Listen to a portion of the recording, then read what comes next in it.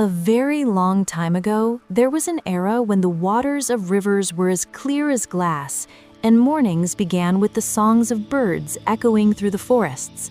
In those days, there was a vast and prosperous kingdom called Nurabad.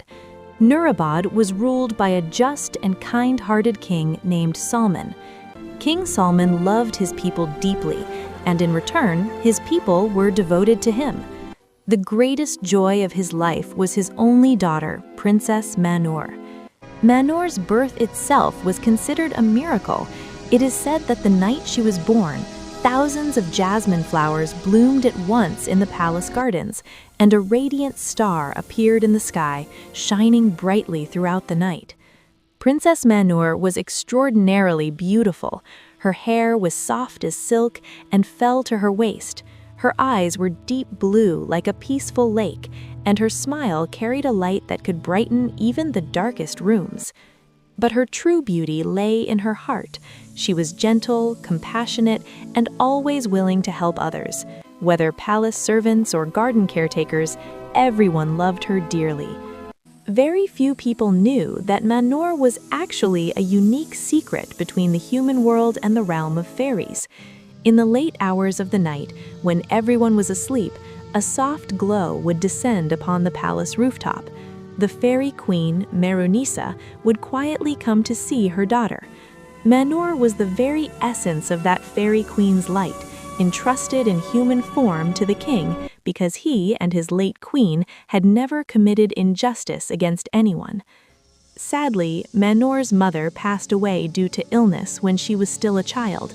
After that day, King Salman never once considered remarriage. He devoted himself entirely to raising his daughter. He told her stories, ensured she received the finest education, and on every Eid had a new dress specially made for her. Mahnoor loved her father deeply as well. Their bond was more like a close friendship than just a father and daughter relationship. However, as time passed, the kingdom's elder advisors began pressuring the king, insisting that for the future stability of the kingdom, a queen was necessary. Tradition and politics have their own demands.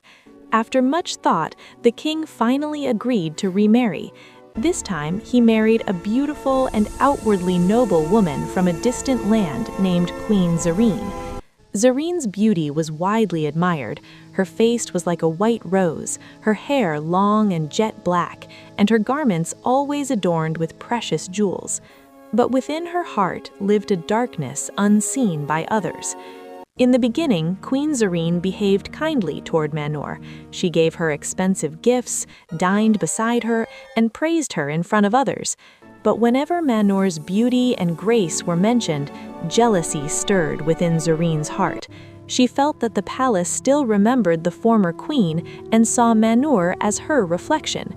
She could not tolerate anyone being more beloved or more admired than herself. One day, the grandest celebration of the year was being held in the palace gardens. Mahnoor wore a simple light blue dress, while Zareen wore a heavily jeweled gown filled with diamonds and pearls. As Mahnoor laughed and decorated flowers with children, a white dove landed beside the fountain and spoke in a strange voice. "The brightest flower of this garden is Mahnoor." Only Queen Zareen heard these words. Her face hardened. From that day on, she decided to remove Mahnoor from her path forever. Zareen was not just a queen in appearance. Secretly, she had mastered dark magic. In an abandoned part of the palace, there was a hidden basement where she would light candles at night and chant strange spells. She had learned that Mahnoor's existence was magical. If her light were stolen, she would become nothing more than a lifeless body. One dark night, when clouds covered the sky and fierce winds blew, Mahnoor slept deeply in her chamber. Zareen quietly entered the room. In her hand was a golden mirror emitting a faint green glow. She began whispering incantations. The air in the room grew cold. Suddenly, a glowing orb of light rose from Mahnoor's chest and floated in the air. Zareen quickly trapped it inside the mirror. Mahnoor's body became motionless, as if life itself had left. The next morning, chaos erupted in the palace. When the king saw his daughter cold and unconscious, he cried out in agony. Physicians were summoned, prayers were offered, but nothing worked. Zareen shed false tears and displayed sorrow before everyone. The king was shattered. He ordered that the princess be buried with royal honors. As the funeral procession left the palace and moved towards the outskirts of the city, a radiant-faced elderly woman appeared on the road. She approached the shrouded body and smiled gently, saying, "This body must not be buried." The king looked at her in shock.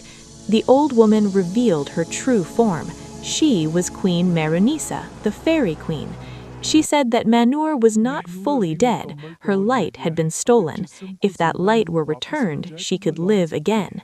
Saying this, she took Mahnoor's body with her.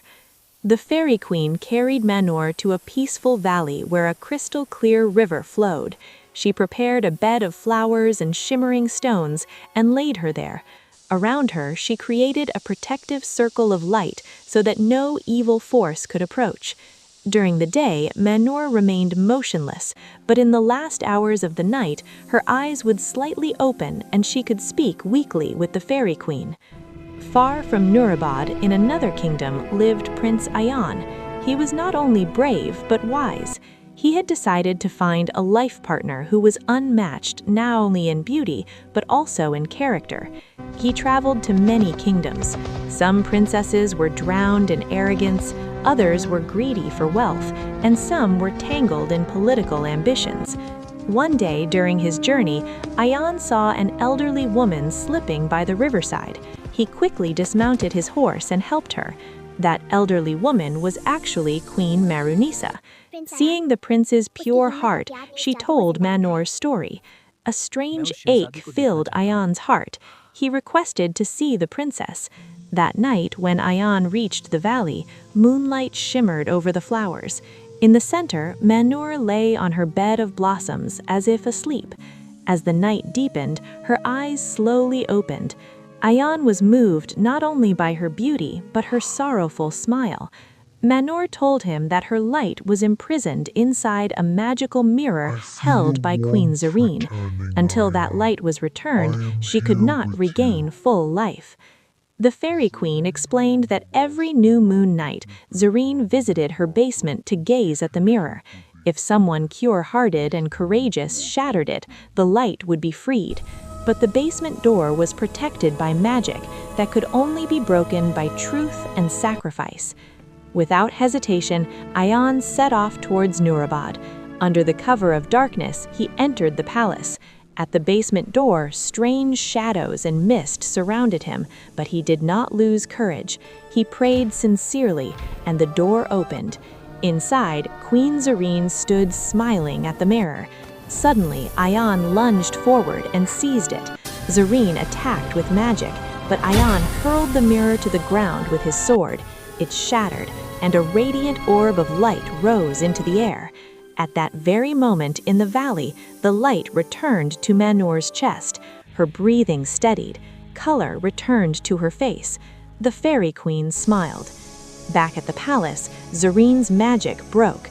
Her true face appeared, filled with jealousy and darkness. The king learned the entire truth. Zareen was imprisoned and later exiled to a deserted land. Mahnoor and Ayan stood before the king. Seeing his daughter alive, the king fell in prostration in gratitude. He thanked Ayan and praised his bravery. A few months later, a grand celebration was held in Nurabad, where Mahnoor and Ayan were married with great joy and splendor. From the heavens, Queen Mahnoor showered light upon her daughter as a blessing. And so, light and happiness returned to Nurabad.